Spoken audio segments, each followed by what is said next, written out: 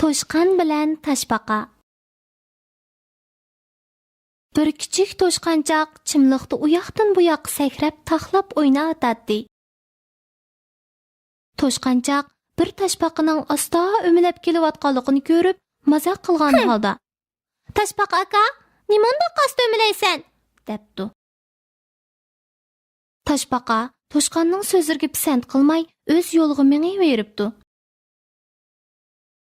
Toshqan Toshbaqaga: "Hey, ikkimiz yugurishda musobaqalashib baqsak qandaq? Jur'at qila olamsan?" debdi. Buni anglagan Toshbaqaning ochiq kelib: "Toshqan, sen bek ko'ranglab ketma. Baslatsak baslashayli" debdi. Ular pilni reperlik qilib berishga chaqirib, taq qaptildagi cho'ng daraxtning tuyiga kim oldida yetib borsa, shuning chempion bo'lganligini belgilabdi. Pil uzun xartumini bir shiltibla musobaqa boshlanganligini e'lon qildi.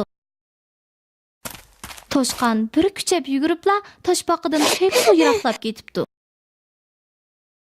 Toshqan kayniga qarab, Toshbaqadan xeyli yiroqlab qolganligini ko'rib, ko'nglida: "Toshbaqa hamon menga yetisholmaydi.